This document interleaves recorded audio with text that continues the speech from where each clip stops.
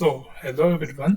आज हम लोग सीए इंटर नवंबर 23 एस्पिरेंट्स के लिए एक ऑडिट का टॉपिक डिस्कस करने जा रहे हैं जिसका नाम है कंपनीज ऑडिटर्स रिपोर्ट ऑर्डर 2020 या कारो 2020, जिसमें हम दो पैराग्राफ के ऊपर डिस्कस करेंगे, पैराग्राफ 3 और पैराग्राफ 4।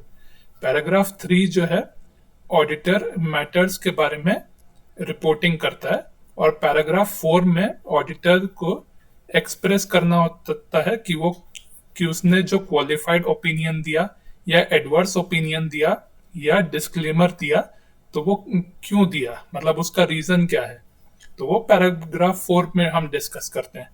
पैराग्राफ 3 में आपको टोटल 21 क्लॉजेस देखने को मिलेंगे और ये जो कारो 2020 है ये सभी कंपनीज के लिए एप्लीकेबल है जो भी कंपनीज एक्ट में रजिस्टर हुए हैं।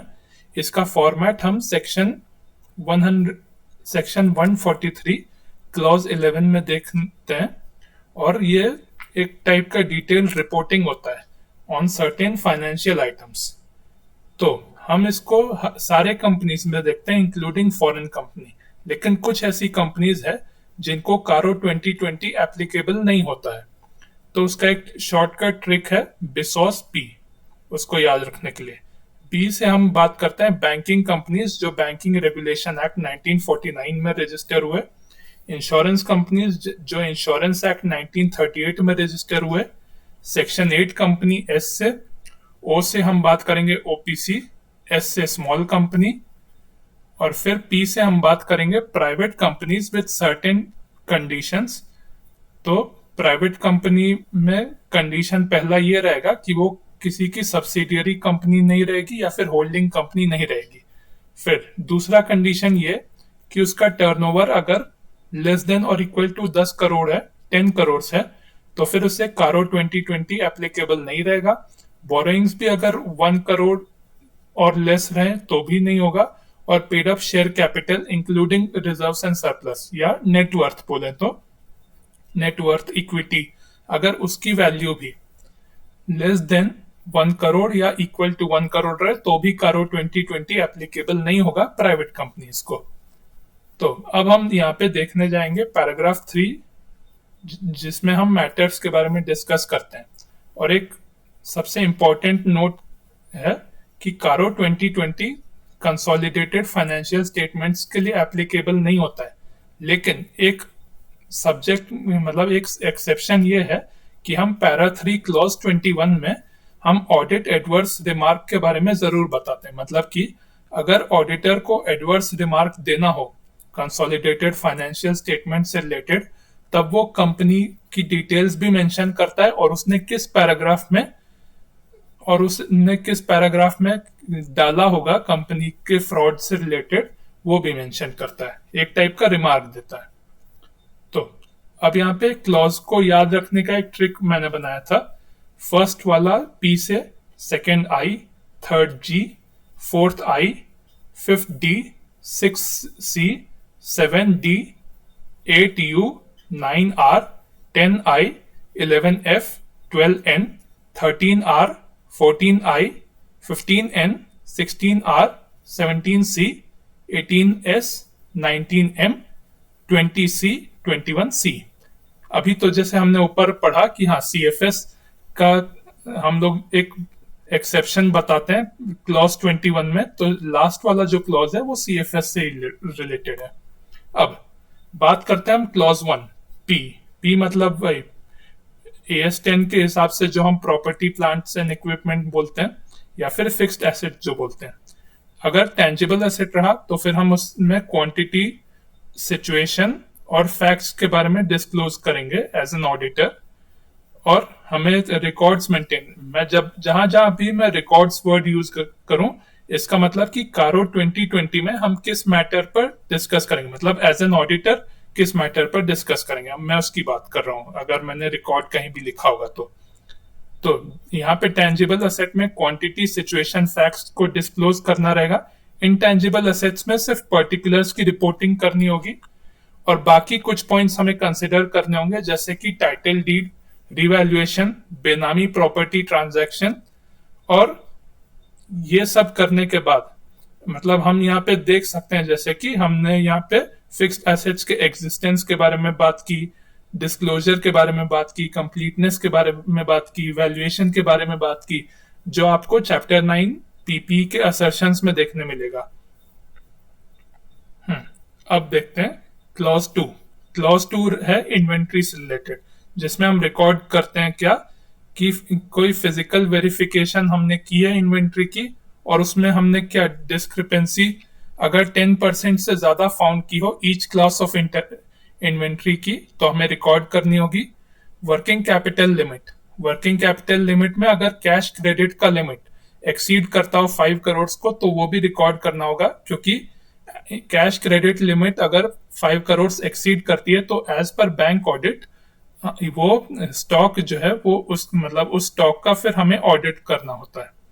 और फाइलिंग बाय एफआईज मतलब फाइनेंशियल इंस्टीट्यूशंस को कोर्ट ने जो भी फाइलिंग की है, मतलब अगर क्वार्टरली करना हो, मंथली करना हो, या जो भी पीरियोडिकली फाइलिंग करनी होती है, क्या उन्होंने की है? अगर हाँ, तो ये बात भी हम पैराग्राफ 3 में डिस्कस करते हैं। क्लॉज 3, क्लॉज 3 में हम आते हैं जी। जी मतलब गारंटीज, लोन, सिक्योरिटी, इन्वेस्टमेंट। कौन दे रहा है? एक एंटिटी, मतलब जो क्लाइंट है ऑडिटर की, वही एंटिटी किसको दे रही है? जॉइंट वेंचर, एसोसिएट कंपनी या सब्सिडियरी कंपनी को, या किसी और एंटिटी को। तो हमें किन मैटर्स पर डिस्कस करना चाहिए? टोटल अमाउंट कितना दिया गया गारंटी पे, ओवरड्यू पीरियड, और टर्म्स फॉर लोन।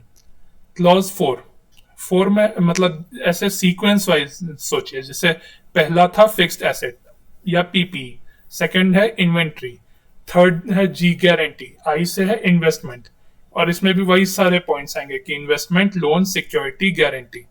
और उसमें भी हम मैटर्स पे डिस्कस करेंगे कि सेक्शन 185 और 186 ऑफ कंपनीज एक्ट हमने कंप्लाई किया है कि नहीं, मतलब कि क्लाइंट ने कंप्लाई किया है कि नहीं। फिर क्लॉज 5, क्लॉज 5 में हम डिपॉजिट्स की बात करते हैं। अब डिपॉजिट्स का ये सेक्शन 73 टू 76 आपने लॉ में पढ़ाई होगा, तो इसमें क्या देखना रहेगा ऑडिटर को कि मैटर्स कौन से चेक करने रहेंगे? पहला कि ये जो डिपॉजिट्स हैं ये आरबीआई के डायरेक्शन में हो रहे हैं। सेकंड, सेक्शन 73 टू 76 कंप्लाई किए गए हैं, जो भी हमने डिपॉजिट चैप्टर में देखे थे। और थर्ड, हमें अप्रूवल या ऑर्डर अगर रिक्वायर्ड हो किसी का, जैसे एनसीएलटी का या और भी अदर अथॉरिटीज का, तो वो भी हमें कंप्लाई करना पड़ेगा या चेक करना पड़ेगा। फिर clause 6, cost records. Cost records वही सेक्शन 148 ऑफ कंपनीज एक्ट के अकॉर्डिंग होगा, और इसमें सीजी की गाइडलाइंस भी फॉलो की जाएंगी। Clause 7, dues. ड्यूज की बात करें तो स्टैट्यूटरी ड्यूज मतलब जो भी हम टैक्स से रिलेटेड ड्यूज हमारे रहते हैं, या जो भी हमें पेमेंट करना होता है, जैसे कि इनकम टैक्स से रिलेटेड हो, जीएसटी से रिलेटेड हो, सर्विस टैक्स से रिलेटेड हो, हर तरह के ड्यूज। और ये डिस्प्यूटेड है कि अनडिस्प्यूटेड, ये भी हमें मैटर में चेक करना होता है। Clause 8, unrecorded transaction. तो अनरिकॉर्डेड ट्रांजैक्शन में ये देखते हैं कि अगर पिछले ईयर में या लास्ट ईयर में अगर कोई ट्रांजैक्शन अनरिकॉर्डेड रह गए थे, तो करंट ईयर में हमने उन्हें रिकॉर्ड किया है कि नहीं किया है। Clause 9, repayment of loan. तो इसमें हमें चेक करना होता है क्या कि हमने जो भी लोन बोरो किया है, क्या हम उस लोन को उसी पर्पस के लिए यूज कर रहे हैं जिस पर्पस के लिए बोरो किया है, और क्या अगर हमने शॉर्ट टर्म लोन बोरो किया है तो क्या हम उसे का लॉन्ग टर्म बेनिफिट उठा रहे हैं, इस तरह की बातें। और एक क्रेडिट वर्दीनेस मतलब कि जिस कंपनी ने लोन बोरो किया है वो कहीं डिफॉल्टर तो नहीं है, मतलब उसके पास अगर पैसे हैं तब भी वो पे नहीं कर रही है, या उसने लोन लिया किसी कंपनी ने और वो लोन रीपे करने की हालत में ही नहीं है, तो हम वही सब पॉइंट्स आ जाते हैं क्रेडिट वर्दीनेस में। क्लॉज 10, आई से IPO, FPO, preferential allotment, private placement, ये सारे टर्म्स आपने शेयर एंड डिबेंचर्स चैप्टर है लॉ में, उसमें आपने जरूर सुना होगा। तो इसमें भी हमें यही रिकॉर्ड करना होता है कि हम जो भी इनिशियल पब्लिक ऑफर से या फर्दर पब्लिक ऑफर से मतलब पब्लिक के थ्रू हम जो भी मनी रेज करते हैं तो हम उसी पर्पस के लिए यूटिलाइज कर रहे हैं उन फंड्स को कि नहीं कर रहे हैं, ये भी इस मैटर को भी हमें कंसिडर करना होता है। क्लॉज 11 में हम बात करते हैं एफ मतलब फ्रॉड की रिपोर्टिंग हम कारो 2020 एसए 240 में जरूर करते हैं, एसए 240 के अकॉर्डिंग करते हैं। फ्रॉड में जैसे था कि एक टाइप का फ्रॉड होता है कि लेस देन 1 करोड़ वाला, और दूसरे टाइप का फ्रॉड होता है जो होता है मोर देन 1 करोड़ वाला। तो वो आपको एसए 240 में डिटेल में पढ़ने को मिलेगा। और इसमें हम फॉर्म एडीटी 4 फाइल करते हैं। फॉर्म एडीटी 4 जो है वो सेक्शन 143 क्लॉज 12 के हिसाब से होता है। मतलब ये फॉर्म हम एमसीए की वेबसाइट में फाइल करते हैं, जो कि फ्रॉड को इंडिकेट करता है। फिर क्लॉज 12 निधि कंपनी में हम ये मैटर्स चेक करते हैं कि नेट ओन फंड्स अगर मतलब अगर नेट ओन फंड्स का 1 शेयर है तो डिपॉजिट्स का 20 शेयर होना चाहिए। मतलब net own funds is to deposits का रेशियो हम चेक करते हैं जो 1:20 होना चाहिए, आइडियल रेशियो। और इसके 10% अनप्लेस्ड डिपॉजिट्स होने चाहिए निधि कंपनी के। और तीसरा पॉइंट ये भी दिया था कि उन्होंने कहीं पे भी पेमेंट मतलब उन्होंने सही तरीके से पेमेंट भी किया होना चाहिए, निधि कंपनी ने कोई डिफॉल्ट नहीं होना चाहिए। अब क्लॉज 13 में रिलेटेड पार्टी ट्रांजैक्शन का हमें ये चेक करना रहेगा कि जहां पे भी सेक्शन 177 और सेक्शन 188 को कंप्लाई करना है वहां पे कंप्लाई किया गया है कि नहीं। सेक्शन 177 में ये बताया जाएगा कि हाँ हमें ऑडिट कमेटी का कहीं ना कहीं अगर अप्रूवल रिक्वायर्ड होगा तो वो हमें लेना है, और सेक्शन 188 का है कि हमें बोर्ड रेजोल्यूशन भी पास करना होगा। फिर क्लॉज 14 इंटरनल ऑडिट का हमें ये चेक करना रहेगा कि किसी भी एंटिटी में जिसका हम ऑडिट करने जा रहे हैं उसके यहाँ इंटरनल ऑडिट सिस्टम है कि नहीं है। और इंटरनल ऑडिटर जो भी होगा, सेक्शन 138 में हमने जैसे इंटरनल ऑडिट पढ़ा हुआ था, तो जो भी इंटरनल ऑडिटर होगा अगर उसकी कोई रिपोर्ट होगी तो स्टैट्यूटरी ऑडिटर उसकी भी रिपोर्ट को कंसिडर करेगा। फिर क्लॉज 15 नॉन कैश ट्रांजैक्शन में हमको ये चेक करना है कि सेक्शन 192 के हिसाब से है कि नहीं। जैसे non cash transaction with directors, ये हमें कारो 2020 में स्टेट करना पड़ेगा। क्लॉज 16 आरबीआई रेगुलेशन और एनबीएफसी एक्टिविटी, सॉरी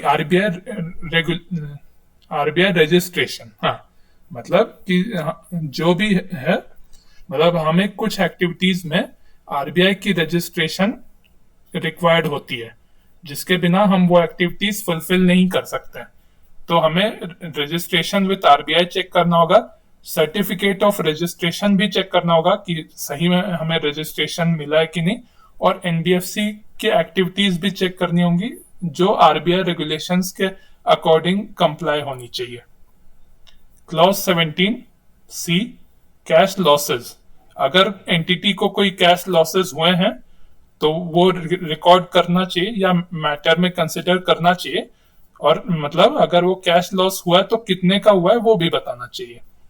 फिर एसेस्ट स्टैट्यूटरी ऑडिटर का ये पॉइंट है कि अगर किसी एंटिटी का एक स्टैट्यूटरी ऑडिटर रिजाइन कर दिया या रिमूवल हो गया है तो फिर हमें ये देखना है कि हाँ उसने कोई इश्यूज रेज किए हैं या कोई कंसर्न रेज की है क्या।